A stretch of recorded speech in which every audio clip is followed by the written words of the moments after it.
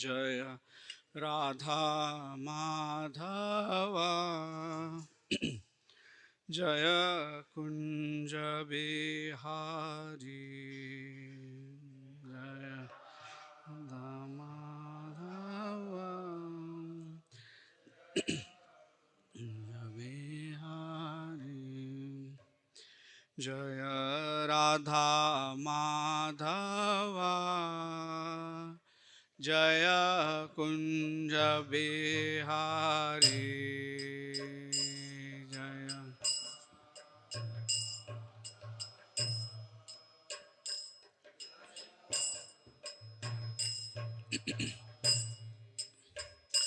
जय गोपी जन वल्लभा जय गिरिवरधारी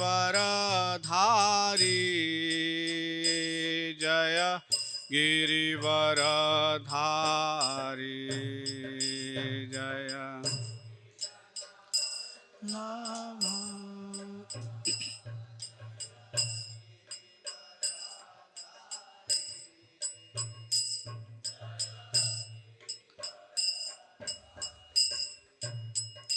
जय गोपी जन वल्लभा जय गिरिवरधारी जय गिरिवरधारी जय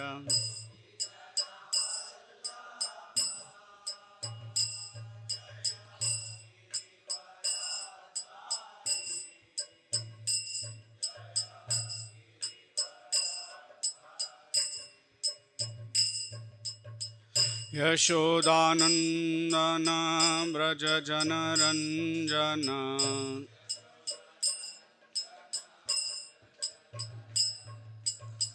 यशोदानंदन व्रज जनरंजन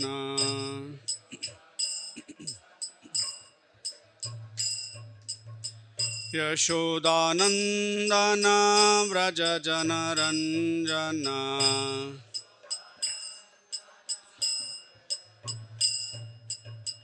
यशोदानंदन व्रज जनरंजन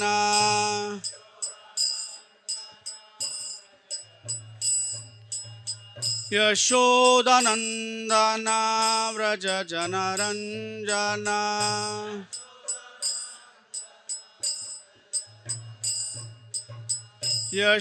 यशोदानंदन व्रज जनरंजन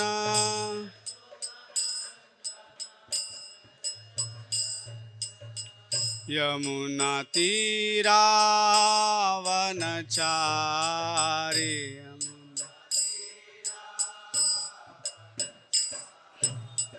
यमुना तीरावनचारी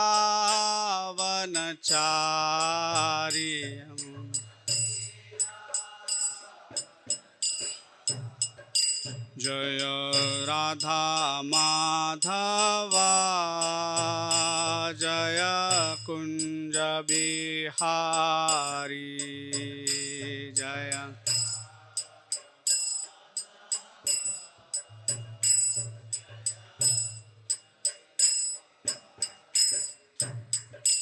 जय राधा माधवा जय कुंज बिहारी जय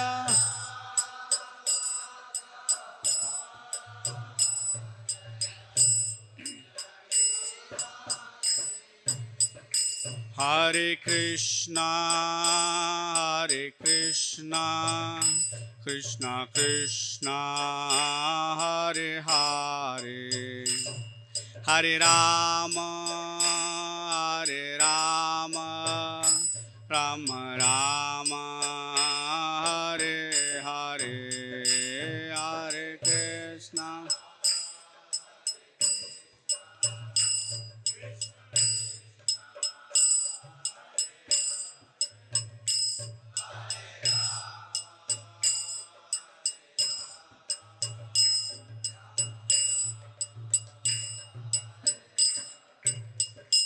Hare Krishna, Hare Krishna, Krishna Krishna, Hare Hare, Hare Rāma, Hare Rāma, Rama Rama, Hare Hare, Hare Krishna.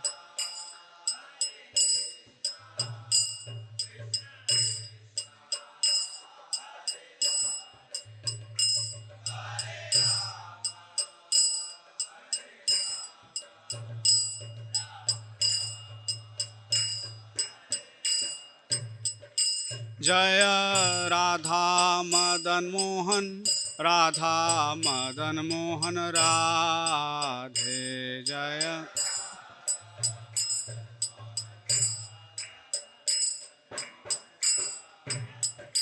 Jaya Radha Gopinath, Radha Khirchor Gopinath Radhe Jaya Radha.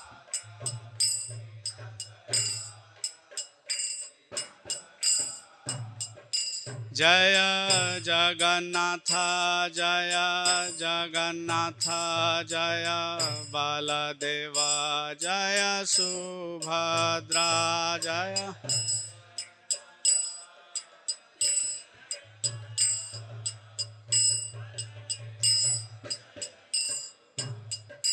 Jaya Gauranita, Jaya Gauranita, Jaya Gauranita, Jaya Gauranita, Jaya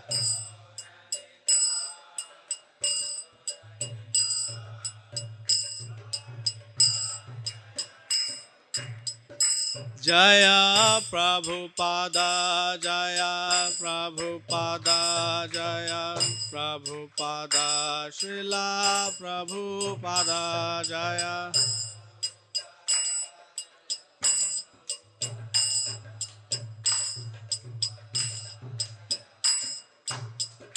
Hare Krishna, Hare Krishna, Krishna Krishna, Hare Hare, Hare Rāma, Hare Rāma, Rama Rama, Hare Hare, Hare.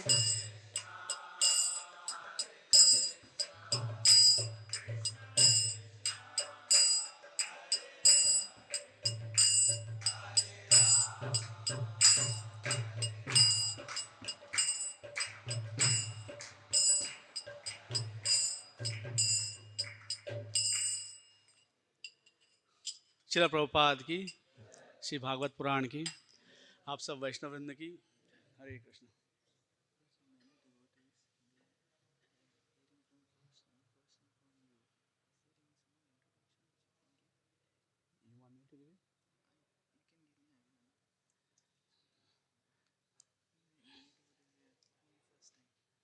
Sure, Prabhu. Thank you. I will. This one.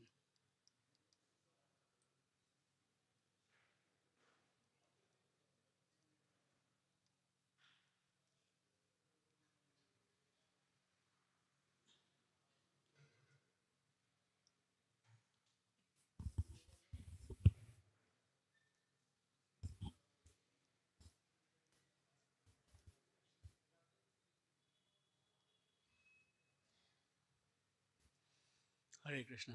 Thank you very much. Hare Krishna. So we are very fortunate to have amongst us His Grace Mahābhāgavat Prabhu. So Prabhuji is born in a Madhva Vaishnava family.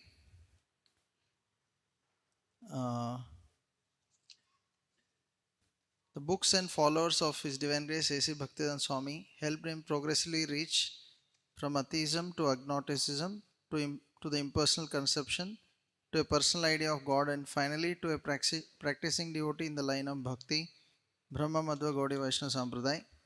Even though he started reading Bhagavad Gita as it is, just to find faults in it, this book had a profound impact on his life and he has read this text hundreds of times, always finding new lights in every reading.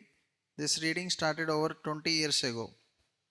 he met his spiritual master, His Grace Śrīman Sankarshandas Adhikari, in 2004, but it was only after several years of intense discourse over email, over 600 questions asked and patiently answered, that he realized he has met his eternal spiritual master. He was initiated in 2011 at ISKCON Austin, Texas, and then received his second initiation in 2013 at ISKCON Kaunas, Lithuania. Of course, many hundreds and thousands of souls have contributed to his spiritual growth, and he is grateful to all of them. He primarily reads, writes, and teaches from the Bhagavad Gita, Śrīmad Bhāgavatam, Sri Chaitanya Charitamrita, Sri Yashopanishad, Sri Upadeshamrita, Nectar of Devotion. Discourses and formats are tailored according to the needs of specific audience being served. He speaks English, Kannada, Marathi, Hindi, and Telugu, though being in the Western countries for a long time. He mostly preaches in English. He also has some basic understanding of Sanskrit and German. The background in electrical and electronics engineering, where he earned a gold medal, and postgraduate studies in software technology. He pursued a PhD in machine learning and computational linguistics in Toronto, but this coincided with his increasing interest in bhakti and had to choose between the umpteen research papers and the works of Śrīla Prabhupāda. His primary services are Sankirtan, book distribution, teaching, mentoring, cooking, and deity worship. However, he has performed all sorts of varied services by the grace of Guru and Krishna, including book publishing, fixing temple toilets, sweeping and mopping, taking out the garbage, and driving trucks. He strives to serve as much as possible as needed within his limitations and constraints. He is currently working in the corporate world as Chief Technological Officer at an insurance company. He serves in ISKCON Toronto along with his wife and son. He still considers himself as a recovering atheist and is praying to be a devotee of Krishna someday. So he is very humble. Thank you So very let much. us heartily welcome Prabhuji by Hare Krishna. once loudly chanting the Hare Krishna Mahamantra. Hare Krishna, Hare Krishna, Krishna Krishna, Hare Hare, Hare Ram, Hare Ram, Ram Ram, Hare.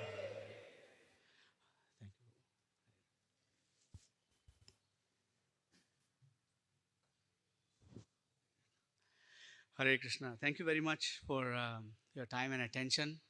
Before I start, I'll ask for blessings from my elders and my seniors in many ways. Some of you have dedicated your lives to Krishna and his devotees. Some of you are more advanced in knowledge. Some of you are more advanced in sincerity. Some of you are, just amazing devotees overall. But especially I'm grateful to the disciples of Śrīla Prabhupāda, because without him, all of us would have never actually known who Śrīla Prabhupāda is and his instructions are. So beg their blessings and start. Om Namo Bhagavate Vasudevaya. Om Namo Bhagavate Vasudevaya. Om Namo Bhagavate Vasudevaya. Today reading from the 4th canto, the 25th chapter, text number 49. So 4:25:49. This chapter, the 4th canto, the Śrīmad Bhāgavatam covers 10 different topics, and some acharyas say that they're split up into different cantos. Some acharyas say that every topic is covered in every canto. It's not super important how that is right now, but this particular canto is entitled Creation. It's creation of the 4th order. And then in this specific chapter is called the characteristics of King Purañjana. So because today is also Lord Rāmacandra Vijayotsava, we don't want to lose continuity of this yajna that is going on, the Bhāgavad-kathā that goes on here every day at ISKCON Hyderabad. So we'll do this verse, but we'll also speak about the Lord, and we'll chant those verses. We won't chant these verses today. I'll just read these verses myself. We'll do a little discussion, and then we'll move to those verses which the devotees have kindly prepared to display on the screen, and then we will chant those together, okay? There are a couple of verses. Mukhyānāma purastādvās तयापन बहुदनौ विषयो याति पुरराड रसज्ञ विपणान्वितः. We will read the other two verses just to save time. Is that okay? The translation of this verse is, the fifth gate situated on the eastern side was named Mukhya, or the chief. Through this gate, accompanied by his friends named Rasajna and Vipana, he used to visit two places named Bahudana and Apana. Purport by His Divine Grace Śrīla A.C. Bhaktivedanta Swami Prabhupada. The mouth is here described as the chief or the most important gate. The mouth is a very important entrance because one has two functions. To conduct with the mouth. One function is eating and the other is speaking. Our eating is done with the friend Rasajna, the tongue, which can taste so many different types of foods. The tongue is also used for speaking, and it can speak of either material sense enjoyment or Vedic knowledge. Of course, here's material sense enjoyment is stressed. Therefore, the word Rasajna is used. ॐ अज्ञानतिमिरान्धस्य ज्ञानाञ्जनशलाकया चक्षुरुन्मीलितं येन तस्मै श्रीगुरवे नमः. श्रीचैतन्यमनोभीष्टं स्थापितं येन भूतले स्वयं रूपः कदा मह्यं ददाति स्वपदान्तिकं. वन्देऽहं श्रीगुरो श्रीयुतपदकमलं श्रीगुरून् वैष्णवांश्च.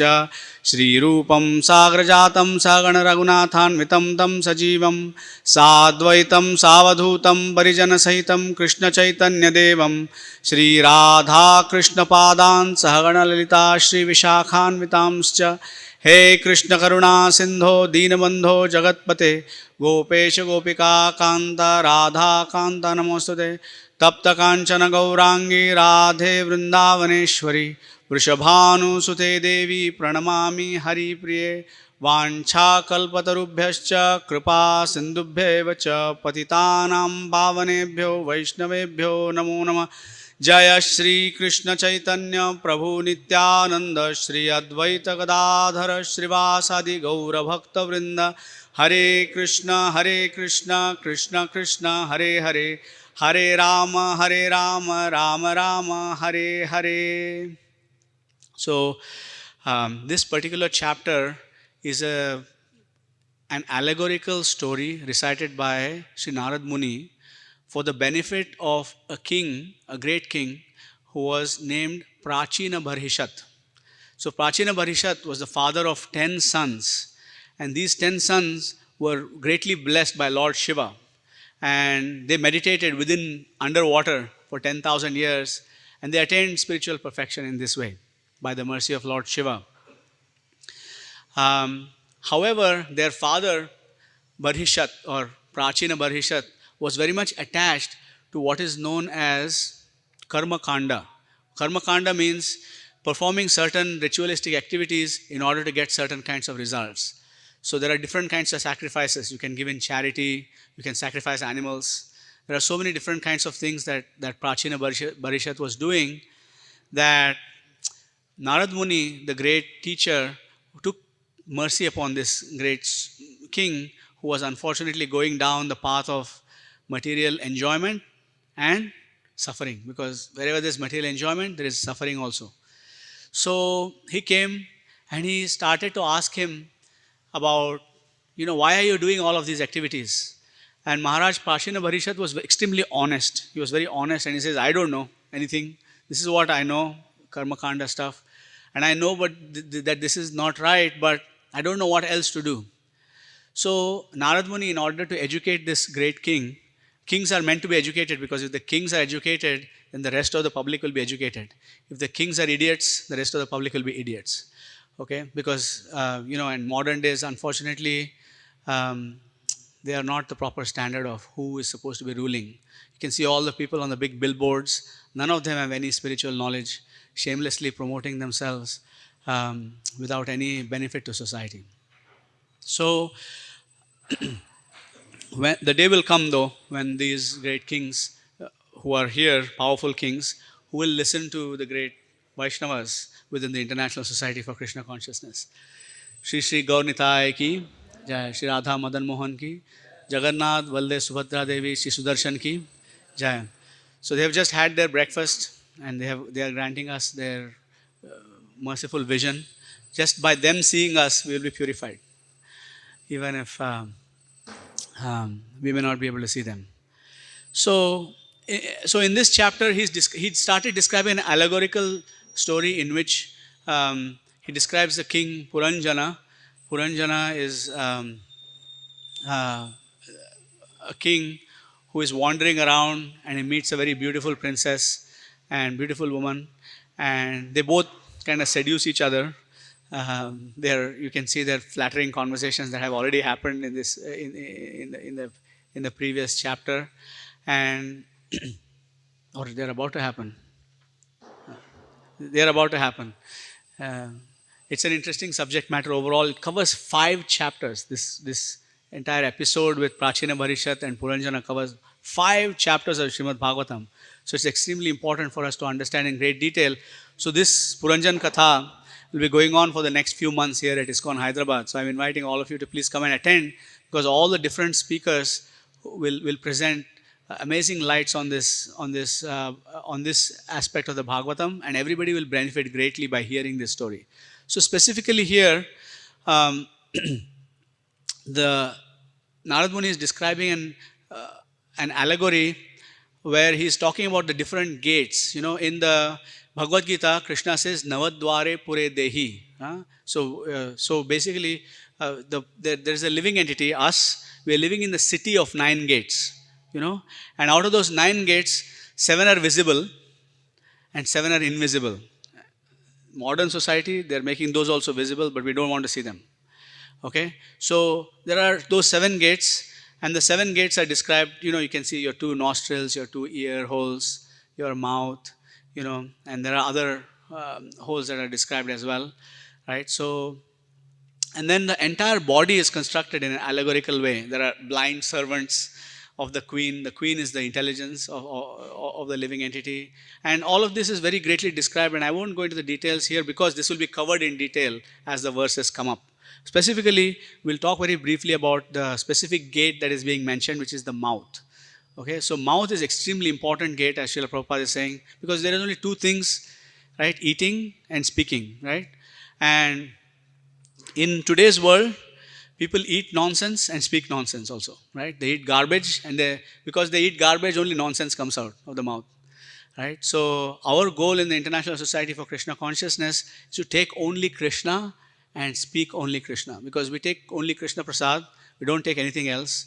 Any food that is not specifically prepared for the enjoyment of Krishna is sinful in its reaction. So every food must be prepared for the enjoyment of Krishna himself, and then it should be lovingly offered to Krishna, and then begged.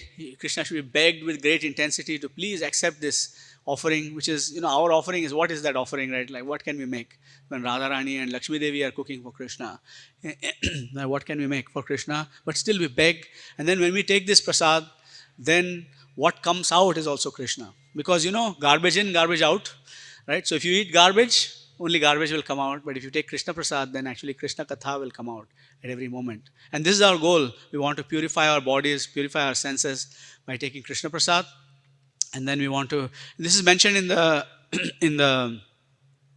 the various scriptures, right? For example, we say when we take prasad, we say Tāra madhe jiva ati lobhamoy sudurmati. Jadendriya tahe kal, we say that before. All our senses are actually in ignorance. They are dark, because they can only work in the realm of material sense gratification. Therefore, they are in the mode of ignorance. They are dark. Tāra madhe jiva ati lobhamoy sudurmati. The tongue is the most, greedy, extremely greedy, and durmati. Bhaktivinoda Thakur is actually saying that the tongue actually has the intelligence in the mode of ignorance, right? So the tongue is a thing that drags us down into all kinds of things. I once upon a time had a classmate, he's no longer a friend, whose goal in life was to taste every single animal. I'm like, okay, fine, 8.4 million species minimum, okay, unless he develops a taste for some animal, in which case he'll stay in that lifetime for a few hundred lifetimes, right? So this is terrible. This is there.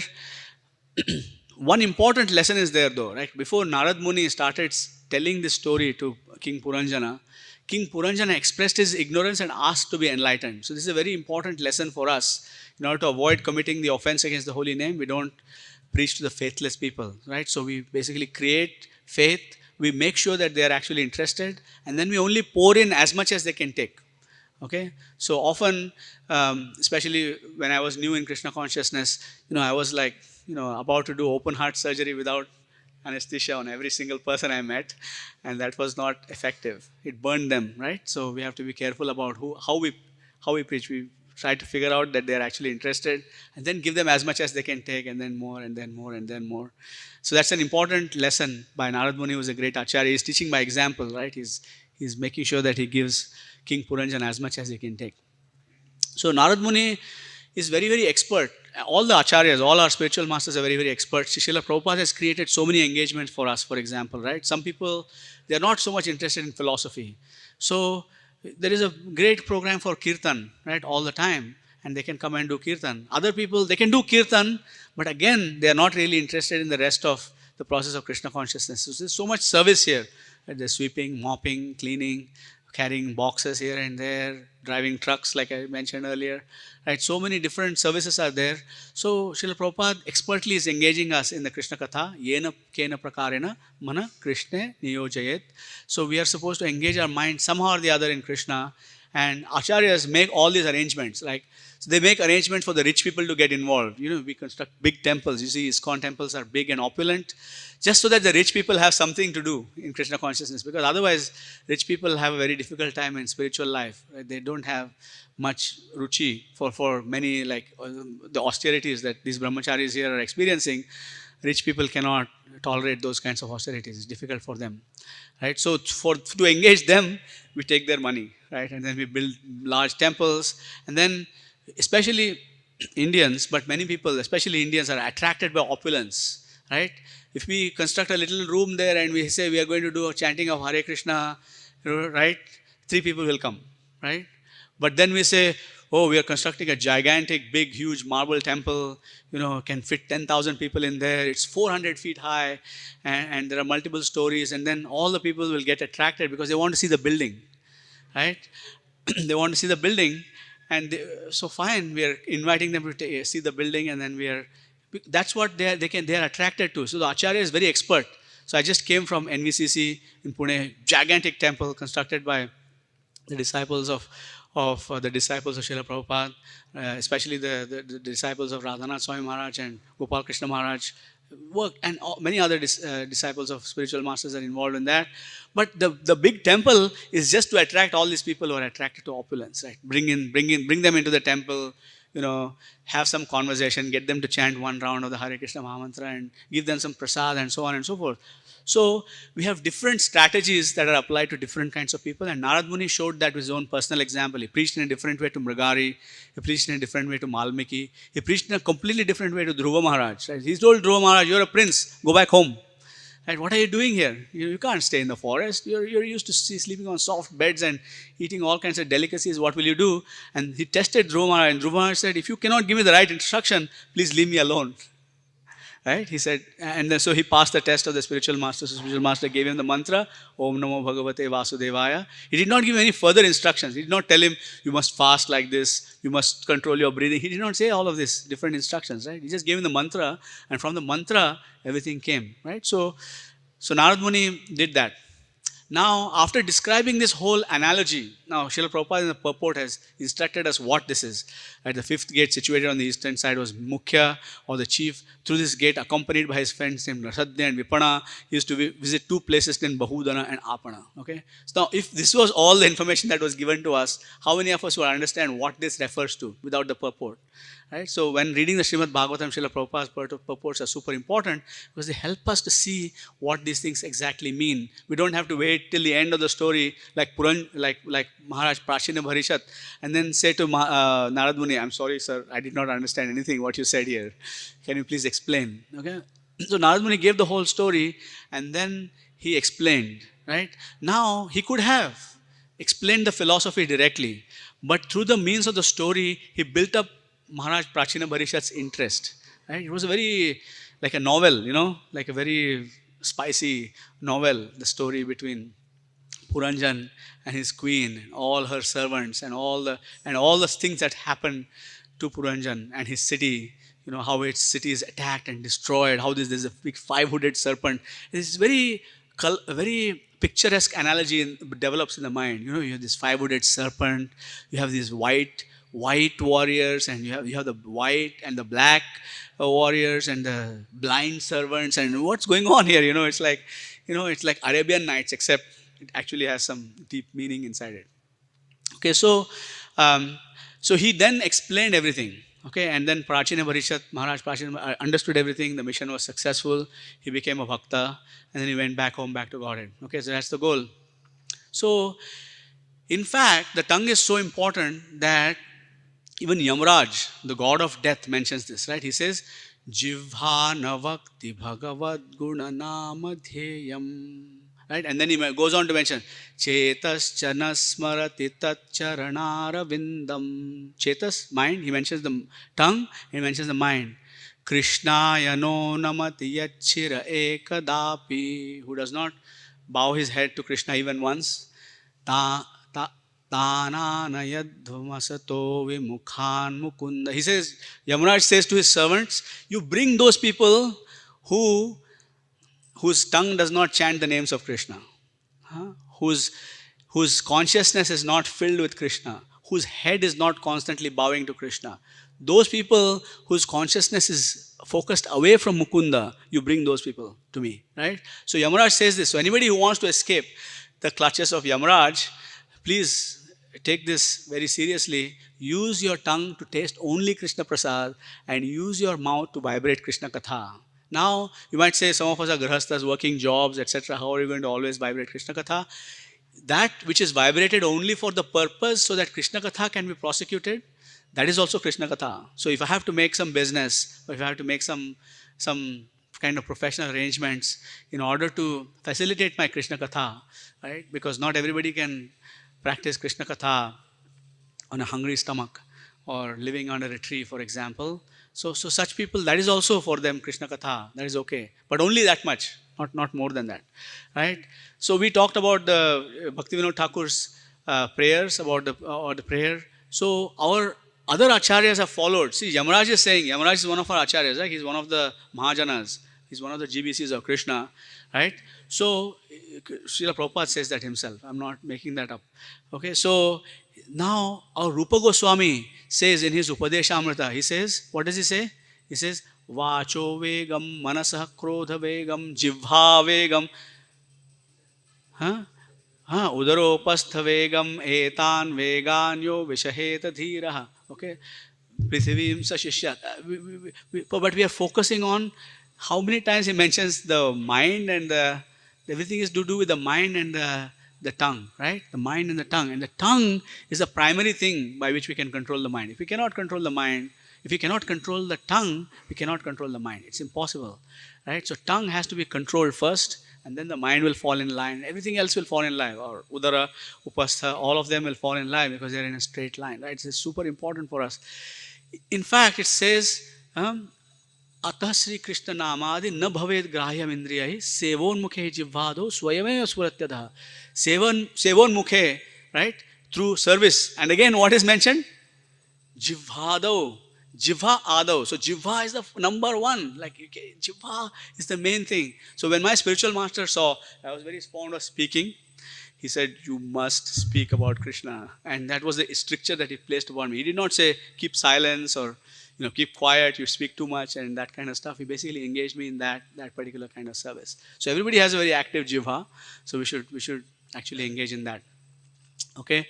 So in the Bhagavad Gita, Krishna mentions that austerity of speech is what?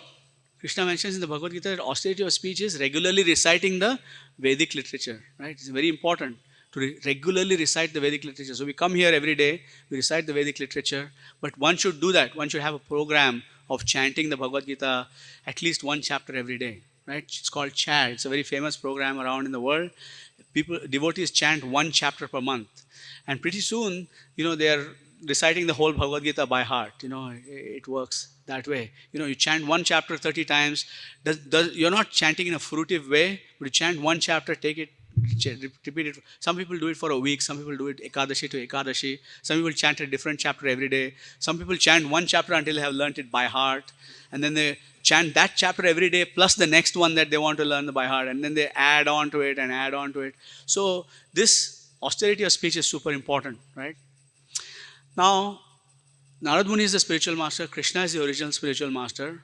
And Krishna appears as Guru in different ways. And he corrects and he saves the souls. Guru's job is to save the soul. My Guru saved me. Everybody, the Guru is saving us. Śrīla Prabhupāda is saving all of us here.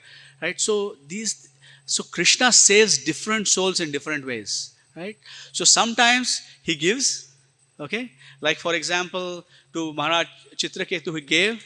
Right? And then he takes away. From Maharaj Chitraketu he took away. Right? So sometimes he gives, sometimes he takes away. Sometimes he pats on the back. Sometimes he gives a kick on the bottom side, right? Like he gives a kick. These things happen. Krishna does different things for different souls according to what they need at any given moment, right? So some souls are so far gone that the only way is to reboot them, right? So Krishna reboots them, and today is Rāmacandra Vijayotsava, which is actually a reboot of Rāvaṇa, right? Rāvaṇa had to be rebooted. He could not. He was completely corrupted. Right? So, of course, Rāvaṇa is not an ordinary soul. He is a Vaikunthavasi. Rāvaṇa and Kumbhakarna were Jaya and Vijaya. Right? They were Hiranyaksha and Hiranyakashipu. And they later on became Jagai and Madhai. They were Shishupal and Dantavakra. They appeared in three pastimes and they got a bonus pastime with Chaitanya Mahaprabhu afterwards. They are not ordinary souls. And only an extraordinary soul can actually have that kind of enmity with the Lord, right? So can you imagine, like, you force the Lord to cross the ocean, right? Like you do all of these different things. It's a pastime. Lord Rāmacandra did not have to cross the ocean. It's a pastime, but still, only that kind of caliber of a demon can actually, cause the Lord to appear for their deliverance, right? Others, Durga Devi is outside. She takes care of everybody, right? So there are wars going on everywhere in the world, right? So she just arranges these situations and they kill each other, basically. The demons kill each other. But still, Krishna arranges that everybody gets the kind of correction that they deserve, okay? So what we are going to do is, our goal today is, we are going to chant these two verses, okay, today. So we're going to chant from the 9th canto, 10th chapter, verse number 23. So we're going to chant. It's going to come up on the board, so you don't have to run for your phones yet. Right? So 9, 10, 23. For me, this is a very famous verse. No, not this one, the next one. But this one is the verse that specifically talks about the liberation of Rāvaṇa. Okay, so we're going to read this verse. We're going to chant it. So will we have it here? Evam Kshipan. Okay. So we are going to do this verse. Let us chant it together. Repeat after me. Evam kshipan dhanushi sandithamutsa sarja. Bāṇam savajramiva tadhridayam bibheda.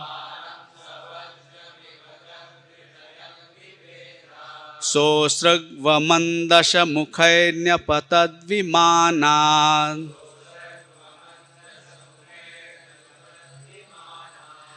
Dhāheti jalpati jane sukritaiva riktaha.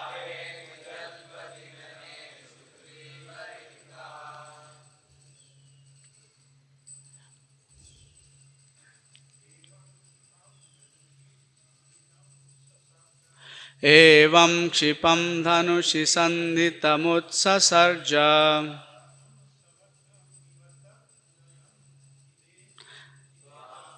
Bāṇam ca vajramiva tadhridayam bibheda.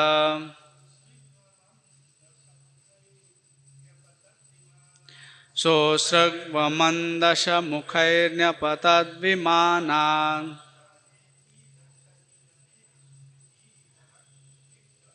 Dhāheti jalpati jane sukriti variktaha. evam kshipandhanushi sandhitamutsasarcha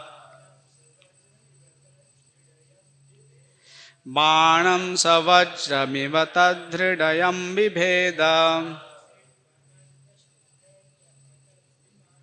Sosragvamandasha mukhairnyapatad vimana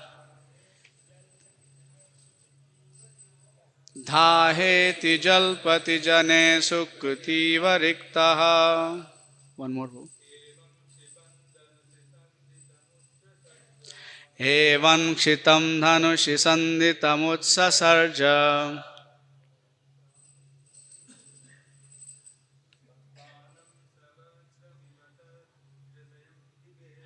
Bāṇam savajramiva tadhridayam bibheda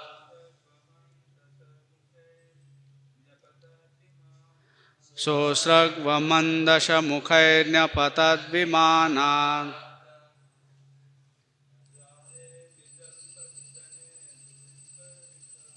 Dhāheti jalpita jane sukriti variktaha. Vaishnavis, want to chant? Is it too far? No? Okay, so we have another verse. Anybody who did not get a chance but would really like to chant, can chant the other verse too. So we'll continue here. After thus rebuking Rāvaṇa, and you can see Lord Rāmachandra's words. He's saying, Lord Rāmachandra said to Rāvaṇa, you are the most abominable of the man-eaters. Indeed, he says, this is Ramachandra speaking, okay? You are like their stool. You resemble a dog. For as a dog steals eatables from the kitchen in the absence of the householder, in my absence you kidnapped my wife Sita Devi. Therefore, as Yamarāja punishes sinful men, I shall also punish you. You are most abominable, sinful and shameless. Today, therefore, I, Lord Ramachandra, whose attempt never fails, shall punish you. And then after that, he did this. After thus rebuking Rāvaṇa, Lord Ramachandra fixed an arrow to his bow, aimed at Rāvaṇa and released the arrow, which pierced Ravana's heart like a thunderbolt. Upon seeing this, Ravana's followers raised a tumultuous sound, crying, Alas, alas, what has happened? What has happened? As Ravana, vomiting blood from his 10 mouths, fell from his airplane, just as a pious man falls to earth from the heavenly planets when the results of his pious activities are exhausted. Okay, so in this verse, okay, we had the verse that we read before from the 25th chapter of the 4th canto. It was talking about Purañjana and his enjoyment for 100 years. Right? Everywhere the enjoyment is for 100 years. The time scale is different, as Prabhu was mentioning in the class recently. He's not here. I forget his name. Achyuta Gopal Prabhu was mentioning that, how the time scales are different on different planets. So enjoyment is for 100 years, but after the quota is finished, when your Bhakti Charu Swami Maharaj says that being in the heavenly planets is like being in a hotel, in a 5-star hotel or some such posh hotel. The moment your money is finished, you have to check out. Right? You have to keep paying your bills. When you cannot pay your bills anymore, they'll kick you out, back on the street. Right? So that's what it is like. So that example is given. In Bhagavad Gita 9:21, it is said, Kṣīne puṇye martya lokam vishanti. When the results of their pious activities are exhausted, those who have enjoyed in the heavenly planets fall again to the earth. So this whole purport is amazing, but I won't read the full purport. Okay? So I'll just say, again, connection with the story of Purañjana is in the last part of this purport. Okay? We should not forget that we are completely dependent on laws of nature. Prakritehe kriyamanani gunais karmani sarvasha ahankara vimudhatma kartahamide manyate. Śrīla Prabhupāda writes this translation here. The bewildered soul, under the influence of 3 modes of material nature, thinks himself the doer of activities that are in actuality carried out by nature. That's 3:27 Bhagavad Gita. One should not be proud of one's exalted position and act like Ravana, thinking oneself independent of material nature's laws. That's a problem that's happening today. We also, but especially those who are not yet in devotional service, are thinking that they're independent. They might be able to get away with all sorts of stuff, but it's not going to happen. Yamarāja will catch them. Okay, and then what are we supposed to do now? Okay, so we know that people are in this kind of consciousness. Śrīla Prabhupāda has given us a mission, right? Śrīla Prabhupāda has given us the mission to re-spiritualize this whole world. Śrīla Prabhupāda wants every single person on this planet to be a pure devotee, right? No, now we might start thinking, how can we make the whole planet pure devotee? Even I am not a pure devotee. This is such a difficult task. How can this be possible? And then you come, wake up in the morning with your shoulders drooped and you don't know how to do this, right? Like it's difficult. But that's not the goal. The goal is now, our goal is to kill Ravana, right, within the society. Like within the society, all of us are little Ravanas. First of all, we have to kill Ravana within ourselves. Like all these material, the desires to enjoy Krishna's property, Isha Vasyamidam Sarvam, Yatkincha Jagatyam Jagat, everything belongs to Krishna. But I think that this is mine, this is mine. My Guru Maharaj says mine, my home, my wife, my child, my job, my car, Maya. Right? So that's what he says. That's what he always says. So we want to kill that tendency within ourselves, right? So we can pray to the Lord, and don't worry that Lord Ramacandra is not on this altar. He is in at least 3 spots on this altar, right? He's on this altar, so he can take any form that he likes from any form that he likes. So we can pray to him and say, please kill this Ravana mentality in my mind. And when that happens, we can go out and kill the Ravana mentality in society. But then we can say, well, who am I to kill the Ravana mentality in society? I am not Lord Ramacandra. It took Lord Ramacandra to kill Ravana, right? No, Indra could not kill Ravana. He was invincible to Indra, right? And we are not as powerful as Indra, right? We are not as powerful as, Jatayu tried, We are not even 1/10,000th the strength of Jatayu. Right? Not possible for us to kill Ravana. I'm not strong, I'm not expert, I'm not intelligent, I'm not pure, I'm not this, I'm not this, I'm not this. So we can make this an excuse and say, oh well, world deliverance mission, we'll have to wait for another Acharya like Śrīla Prabhupāda to appear on this planet. But he's here, he's sitting in Vrindavan in Samadhi. So he has appeared already, right? And all the previous Acharyas are still here on this planet as well. Bhaktisiddhanta Saraswati Thakur has not left, right? Bhaktivinoda Thakur has not left. Rupa Goswami, Jiva Goswami, they're all here. And so many pure devotees are here. So this planet is destined for success. But then we can say, but unfortunately, I am the instrument for them. And what can I do? I'm such a dull fool. Right? What can be done? But this is not what we want to do. And therefore, we're going to the next verse, which this is a very famous verse for me because this was a turning point in my spiritual life. Right? So every time Ram Navami comes or Vijayadashmi comes, I meditate on this verse. This is a class given by Srila Giriraj Swami Maharaj in 2009 in ISKCON Philadelphia. Okay, so if you can go and look up that class, it's an absolutely delightful class. So I can't speak like Giriraj Maharaj, no, come on. So, but I will just give a little bit of what I got from that class, and I'm sure that will leave us all very inspired and energized to go and conquer this world for Śrīla Prabhupada. Okay, that's our mission, right? We are supposed to conquer the world for Śrīla Prabhupada. Okay, so now we'll read this verse and we'll also chant this verse and we'll read the translation together. We'll read this purport, right? And then we will end this. I was given permission by the authorities to go on for a little bit longer. I hope that's okay and that everybody is not hungry. Or if you are, you have 2 choices. You can go and get Prasādam or you can hold out for a little bit because some nectar is coming straight from Giriraj Swami Maharaj. Okay? Via Śrīla Prabhupāda. Śrīla Prabhupāda via Giriraj Swami Maharaj is coming here. Okay? Okay. Teni kapa raghupatera bhipatya sarve Dvandvam varuthami bhapatti rathashvayodhai Jagnur drumai girigadeshu buranga angadadya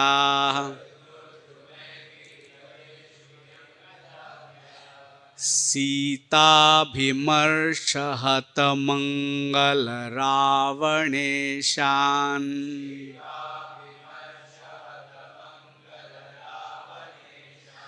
Teni kapa raghupatera bhipatya sarve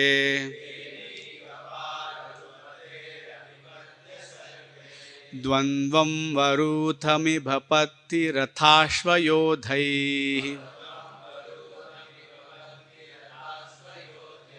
Jagnur drumair girigadeshu bhirangaradya angadadya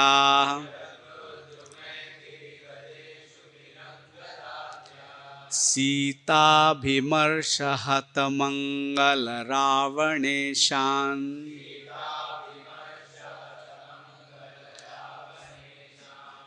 Can someone give Prabhu a phone because it's too far from him, for him to recite? It's too, somebody give him a phone with a verse. It's too far. Teni kapatera sarve dvandvam marutame bhapattirathashvayodhai Jagnur drumay giri gadeshu bhirangadadya Sita Vimarsahata Mangala Rāvaṇeshan. Please chant. So just one note, okay? That last line there in that Sanskrit is super important for us, okay? So chant that line slowly. So if we don't remember anything, we can remember that, okay? So please, others, please chant.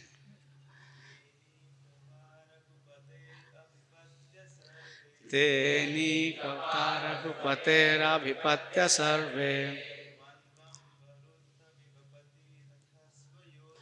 Dvandvam varutamiva patirathashvayodhai Jagnur giri gadeshu bhirangadadya Sita Vimarsahata Mangala Rāvaṇeshan. Two more. And then some Vaishnavis.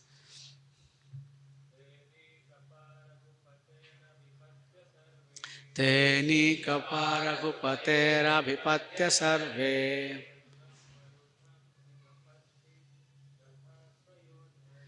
Tandvam varutami bhapattirathashvayodhai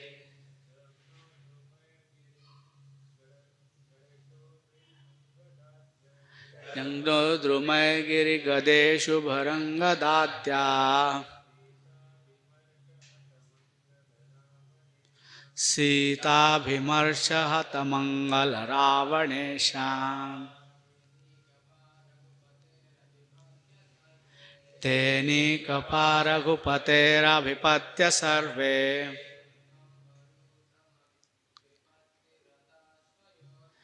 Dvandvam varutame bhapattirathashvayodhai Jagnur drumay giri gadeshu bhirangadadya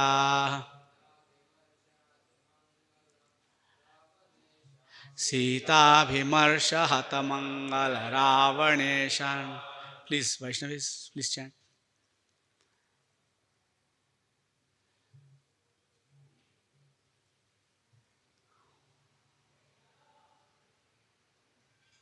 Please, one of you, please chant. Teni kapara ghupatera vipatya sarve Dvandvam varutami bhapattirathashvayodhai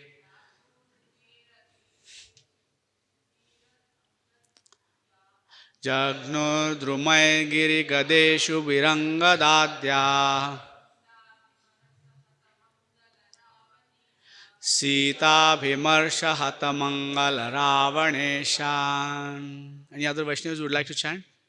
You have a chance? One person? It's okay if you don't. Vaishnavis. Chant, please. One of you, please. It's very important. Teni kapatra gupatera vipatya sarve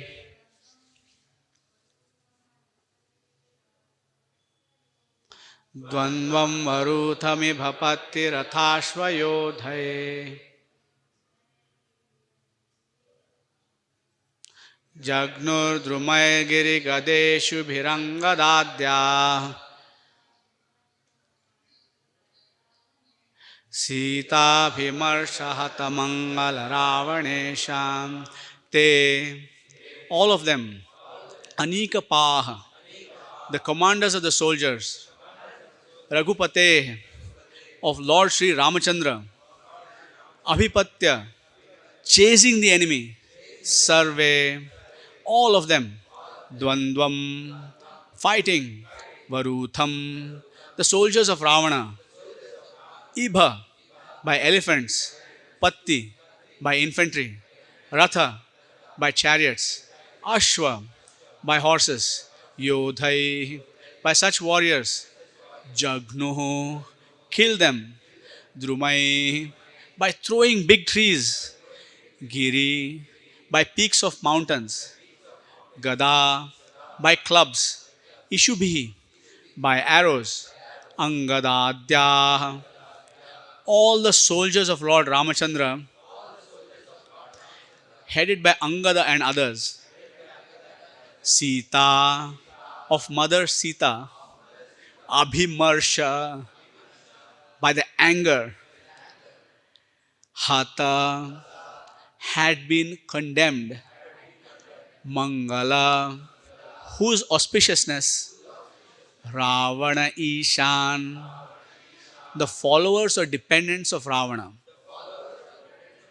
Repeat the translation also. Angada and the other commanders of the soldiers of Lord, or the soldiers of Ramachandra, faced the elephants, infantry, horses, and chariots of the enemy and hurled against them big trees, mountain peaks, clubs, and arrows. Thus, the soldiers of Lord Ramachandra killed Ravana's soldiers who had lost all good fortune because Ravana had been condemned by the anger of Mother Sita. Okay, purport. We'll read the purport, quick discussion, and then if there are any questions or comments. Okay. The soldiers of Lord Ramachandra recruited in the jungle were all monkeys and did not have proper equipment with which to fight the soldiers of Ravana. For Ravana's soldiers were equipped with weapons of modern warfare. But the monkeys could only throw stones, mountain peaks, and trees. It was only Lord Ramachandra and Lakshman who shot some arrows. But because the soldiers of Ravana were condemned by the curse of Mother Sita, the monkeys were able to kill them simply by throwing stones and trees. There are two kinds of strength, Daiva and Puruṣākāra. Daiva refers to the strength achieved from the transcendence, and Puruṣākāra refers to the strength organized by one's own intelligence and power. Transcendental power is always superior to the power of the materialist. Depending on the mercy of the Supreme Lord, one must fight one's enemies even though one may not be equipped with modern weapons. Therefore, Krishna instructed Arjuna, Mam anusmara yudhyacha, think of me and fight. We should fight our enemy to the best of our ability, but for victory we must depend on the mercy of the Supreme Personality of Godhead. So this is a very wonderful purport by Śrīla Prabhupāda that explains to us how we, I'm not saying we, me, bumbling fool, okay, cannot do anything properly, cannot even chant Hare Krishna properly, sometimes have trouble waking up in the morning, sometimes overeat, sometimes do all these different kinds of things, all kinds of crazy thoughts come in the mind, and Śrīla Prabhupada entrusted me, a fool like me, with the world deliverance mission, right? And when I think about it, I think, how can it be possible? How is it possible? But what we should remember is few things, okay? Mother Sita had condemned Ravana, okay?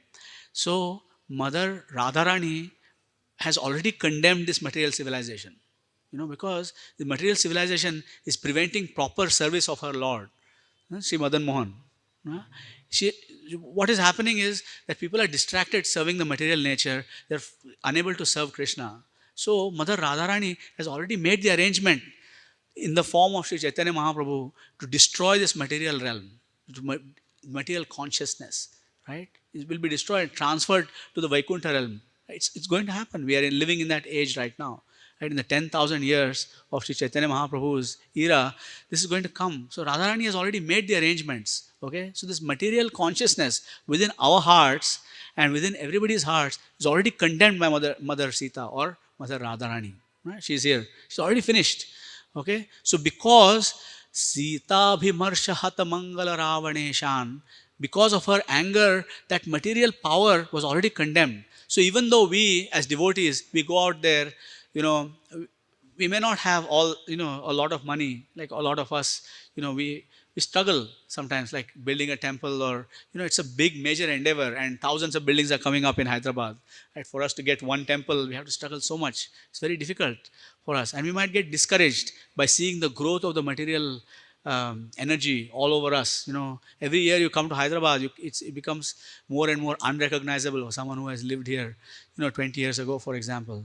Right? So we might get discouraged, but we don't have to, right? Because Mother Radharani has already condemned the materialists already. It's done. It's taken. So Śrīla Prabhupāda is saying that all the material facilities in the world that are being created are actually for us. Prabhu, you need to take over one of those buildings and construct an international society for Krishna consciousness there. Prabhu, you need to do that. You need to do that. We all, each and every single one of us are meant to take over these material facilities. And 99% of the time, all these materialists will have a change of heart and will willingly give us the facilities. Right? I was speaking to Brajahari Prabhu in ISKCON Juhu just a couple of days ago, and he was talking about, a family who gives them, they said, Devakinandan Prabhu approached them for a temple in Kanpur, and this family just wrote a check for 16 crores. Right? And every Janmashtami, they gave ISKCON Juhu at least 50 lakhs. Right? So, all these material facilities are being created not for the materialists, but for us. Just like the bee makes all the honey, correct? And makes a beehive. But does the bee get to taste the honey? No. The honey hive is taken away by the person and then given to who? For this used for the Abhishek of Sri Radha Madan Mohan every morning, right? So all the material facilities in the world are actually being created for us. Don't get intimidated. Sometimes you might be distributing a book and there's a person in a posh car. You should not think that this person is in a posh car. You should think that I will distribute this book to him and then he will give this car to the temple. Right? So that should be our consciousness. We have to be in the consciousness of, we are not approaching them from the position of inferiority, even though we behave in a humble way, just to enter their hearts. Right? We are coming from the authority of Śrīla Prabhupāda. When we are standing on the street, distributing that book or that Bhagavad Gita or whatever it is, right? And we are being very humble, we are not standing there for our own sake. We are standing there as the representatives of Śrīla Prabhupāda. What kind of seat does Śrīla Prabhupāda sit on? Simhasana. So he is like the king of this whole world, right? So we are going as ambassadors of that Śrīla Prabhupāda, right? So we should not be afraid or worried about this, because just look at these monkeys, right? They had stones and trees that they were throwing, right, against the modern warfare. And Śrīla Prabhupāda says, in other places, that the modern warfare means we only have fire weapons today, right? All the bomb explodes and it creates fire. That's all. We have only fire weapons. We have no other weapons. Even the nuclear bomb is a fire weapon, right? But there are water weapons, there is air weapon, there is mind weapon, there is space weapon. There's you can shrink space, you can expand space. There's all kinds of weapons available to these soldiers of Rāvaṇa, right? There are sound weapons. You can create a sound that will transform somebody's consciousness. Where are those weapons? Those weapons are not existent today, right? But, so there's nothing, only fire weapons are available today. So we can actually conquer over the whole world just by remembering that Sita Bhimarsha Hata Mangala Rāvaṇesham, okay? So, we may be useless by ourselves, like individually we may be useless, but we are not acting for ourselves or by ourselves. We are acting under the authority of the entire guru-paramparā, starting from Sri Krishna through Srimati Radharani. Why through Srimati Radharani? What do we emphasize when we are going out for preaching? We emphasize the chanting of the holy name. And what is the holy name? Golokera Premadham Harināma-saṅkīrtana. Krishna Shakti Vina Nahitar Pravartan. Right? So in fact, this holy name is the supreme weapon of the spiritual world. But it's not a weapon that causes destruction. It's a weapon of love. See, Chaitanya Mahaprabhu did not kill anybody. Right? He killed their demoniac tendencies. So we are not out there to kill anybody, though if we have to, we will. We are there to kill the demoniac tendency through whatever way we can, right? We have to win their hearts, in whatever way. Just like Nārada Muni did, right? He preached in a different way. Dhruva Maharaj preached in a different way to Mrigari, preached in a different way to Prācīnabarhiṣat, preached in a different way. So we have to find out what is that angle that I can use to attract this person to Krishna. What is that particular thing that he or she is attracted to, right? That can bring them to Krishna. People used everything in the early days. Like my spiritual master used to distribute books there, and they all used to go out on the street. And when men and women are outside together, and especially the devotee women look very attractive to the materialists because they're very clean and pure, right? So then they want to associate with this devotee woman, right? Just like Rāvaṇa wanted to associate with Mother Sita, right? So the devotees would say, "Oh, you want to meet her? You come to the temple in the evening. We are having a program." Okay? They would even say that. Of course, there's no such association between a Vaishnavi and some fellow from the street. But that fellow comes in, he does 3 hours of Harinam-saṅkīrtana, jumps up and down. He's purified of his desire to meet that Mataji. Right? He's purified of his desire. So we use everything. We should find out what is that one thing. Our spiritual master use that often, right? They use that. They find out what is that thing that this person is interested in, and they will use that to draw you to Krishna. Devamrita Swami Maharaj once told me, find out that person's material attachment and use that to drag him to Krishna. That's what he is instructed. Okay, so I want to end with one thing. Okay, we are performing what kind of bhakti are we performing? This is Sādhana-bhakti. Okay, and so many people have actually taken advantage of this understanding that and said that, oh, Prabhupada has only given you Sādhana-bhakti. Okay, you come to me, I will give you Raganuga bhakti, right? Yeah, I will teach you how to become a gopi. I will teach you how to become a mother in Vrindavan. And unfortunately, some people who did not fully understand Śrīla Prabhupāda's depth left. But in 2014, I heard a series of classes by Bhakti Viharu Maharaj.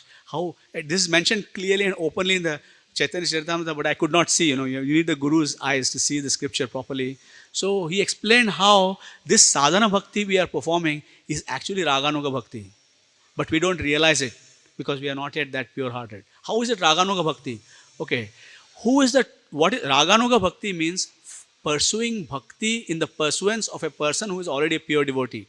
So Raganuga bhakti means following a Ragatmika bhakta or bhaktin is Raganuga, right?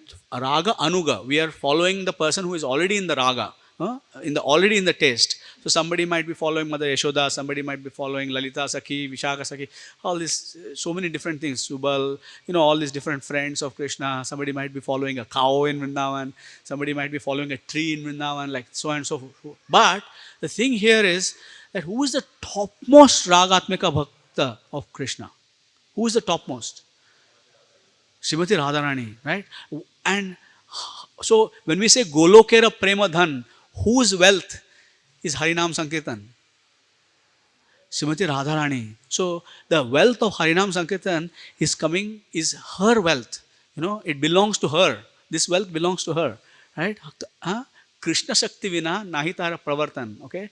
So who spread the Harinam Sankirtan all over the world? Okay. So can we understand that Śrīla Prabhupāda is a Ragatmika Bhakta? He's practically right next to Srimati Radharani in distributing Harinam Sankirtan, right? All over the world. He's her instrument, correct? So therefore, when we follow the system given by Śrīla Prabhupāda, when we attend Mangalarti, when we chant our minimum 16 rounds, when we go out there and distribute books, when we collect funds, when we clean the temple, when we do deity worship, whose system are we following? So how is that not Raganuga Bhakti? Okay, so what sadhana bhakti we are actually following is the same thing that we will be following when we are in our perfectional stage, right? We will be same thing. Śrīla Prabhupada said he's going to another planet after this. In fact, he's going to the lower planets where the duration of life is even shorter, right? And he's going to preach there. So all of his disciples expressing desire to go wherever Śrīla Prabhupada is, right? And what about their disciples? Where do you think they will go? Right? So we are going to, this Leela of transforming a planet from the worst of Kali Yuga to the highest of the golden age of Sri Chaitanya Mahaprabhu it will continue to happen around all the multifarious universes, millions and billions of universes. And each and every one of us here, sitting here, attending this class, performing some seva to Radha Madan Mohan, have a chance to participate in this. And you know what? Śrīla Prabhupada said this himself right here in Hyderabad. Okay, there are 2 lectures of Śrīla Prabhupada, one that was conducted on the day of the installation of Sri Radha Madan Mohan, and one that was conducted on the day after Sri Radha Madan Mohan, in which he explains the meaning of Nitya Leela. And he says, just like yesterday we opened a temple. You hear that class from Śrīla Prabhupāda. He said right here in Hyderabad, right at the opening ceremony of this temple, at the installation of Radha Madan Mohan, he explained Nitya Leela. He said, this will go on. This is Nitya Leela. We will go on opening temple. This temple of Hyderabad will be opened at every moment of eternity in different universes. It's happening right now. Okay, so don't think that we are in some little sect that we are chanting Hare Krishna. That we do this. We are Hare Krishnas, therefore we chant the Hare Krishna. Right? It's not like that. We are part of the greatest adventure of all time. Like we have somehow or the other been caught up in this cyclone. Right? Once you get caught up in a cyclone, you can't escape. Right? Like it's done. It takes you wherever it goes. Right? And this material cyclones end after some time. 2 days, 3 days, 10 days, whatever it ends. This cyclone will never end. Right? We are going from planet to planet to planet to planet, following our spiritual masters for all of eternity. And we are going to participate in the most amazing adventure that we have ever had in our lives. Ever. Like even as Brahma, you have not experienced this kind of stuff. Right? That we are going to experience now. So it's coming. It's here. Like we are already part of it, but we don't know it yet. Because we are a little bit in anesthesia still. Rupa Goswami says, he says that nāma-saṅkīrtana Kirtananu smrityo kramena rasana manasi niyojya tishtan majet. But why we are not able to do that? Because we have jaundice. Vittopatapta rasanasya nochikano. We don't realize that what an amazing place we are in. Oh my God! Like if you know like where you are, you will never feel any dullness ever. You will always come for Mangalarti. You will always chant your rounds. You will always struggle hard, like your life depends on it to distribute every book. You struggle hard, like it's your last chance to save that person maybe. Right? But of course, there will be many more after us who will come and help them. It's not that we are the doers, right? We are not in that consciousness. So I will stop here. On the day of this Rāmacandra Vijayotsava, I want us to go out there and register some victories. Okay, so we we heard the scores in the morning. What was the total number, Prabhu, today this morning? 200 and something? 171. Can we exceed that on Rāmacandra Vijayotsava? Go out there and really push hard, right, today. Right? Get people to chant Hare Krishna. Pour as much as they can take, obviously, right? So one of the examples given in Sankirtan training is, if you try to pull down a fruit that is unripe from the tree, then you pull down the whole branch with it, it causes pain to the tree. So if the fruit is still green, you let him get some more kicks from Maya and come back, right? You know that we will see them, right? I have seen some people over the years, because I go to the same Sankirtan spots. Even here in Hyderabad, I've seen them. Okay, 4 years ago when I first came and I distributed books, they were like, no, and then last year they took a book, and this time they're like chasing me and they're saying, when are you coming back? And so these things happen over a period of time. They get kicked and then they come back. Right, so please let us, today is Rāmacandra Vijayotsava. It's a very empowered day for us. If a little bit of attempt, a little bit of effort will produce results beyond our imagination. So let's take it as a one-day little marathon. See, I know everybody has other services today as well, but let's try to like really push forward this Hare Krishna movement today, because today we are empowered by Sita Devi's anger. We are empowered every day by her anger, but especially today, we have heard this verse, we have chanted this verse. It's in our hearts. So let's do that. Okay. So if there's any questions, remember that questions make it real. I know it's already 9:25, so we don't have much time. But if there's one reflection or a question, please go ahead. Feel free.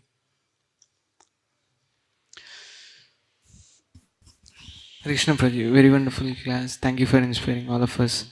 And it's not a question.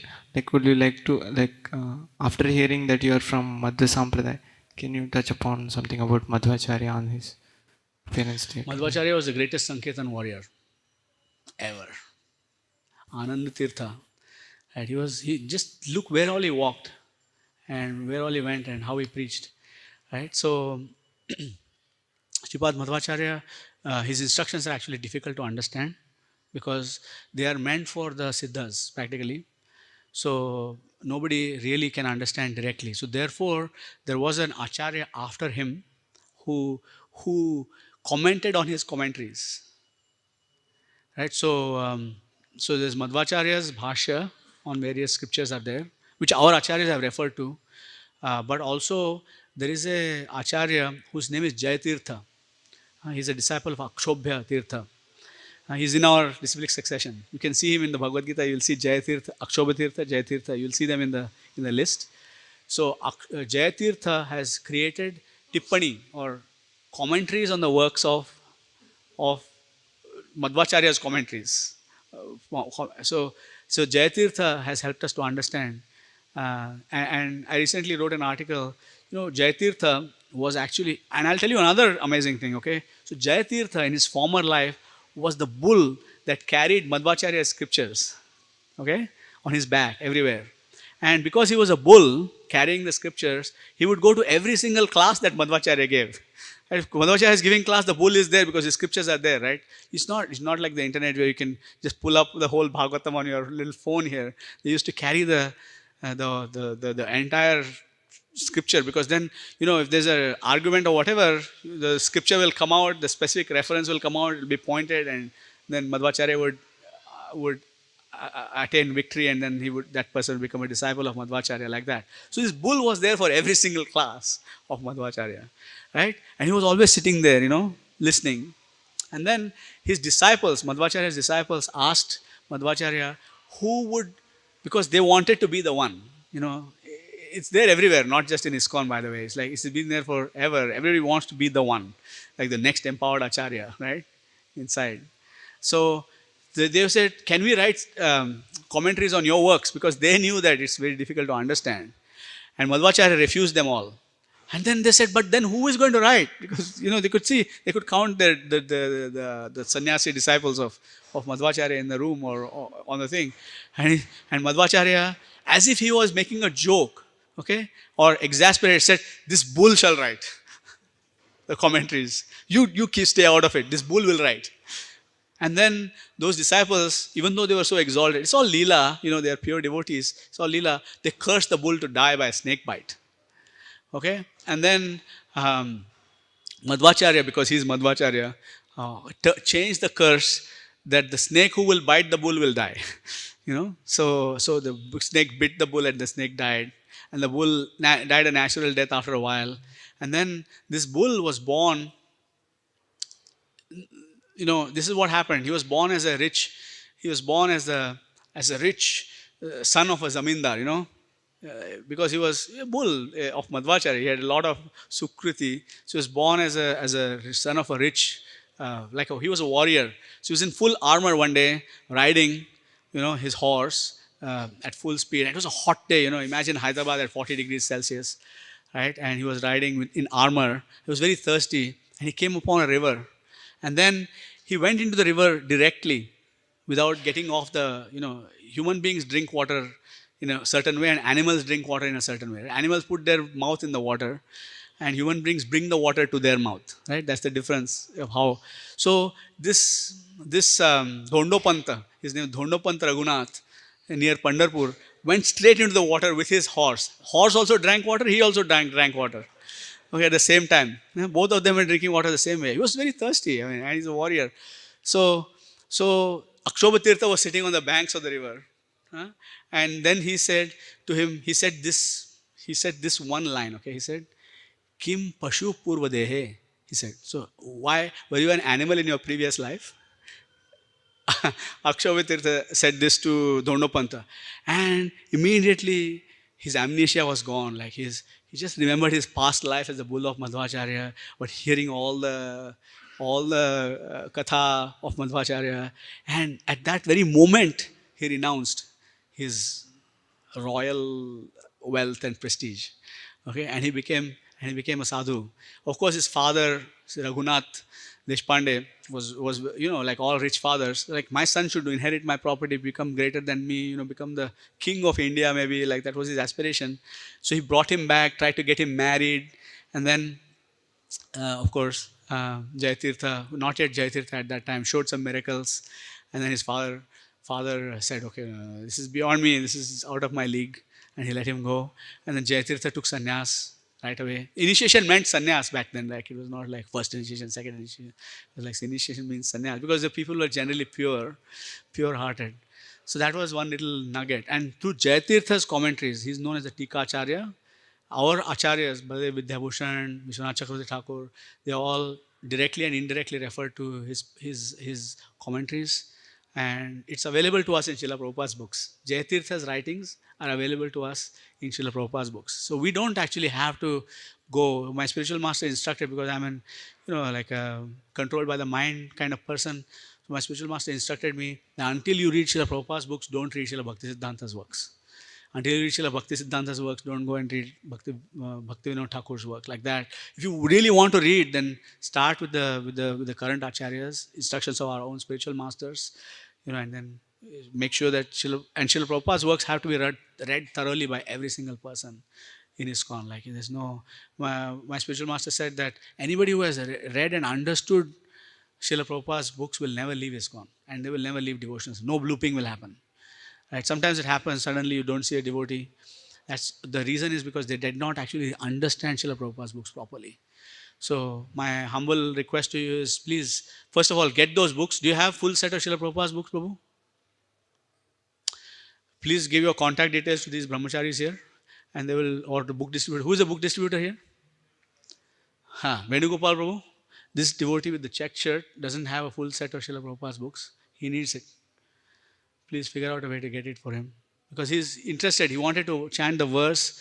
I'm sorry, because of lack of time, you could not chant.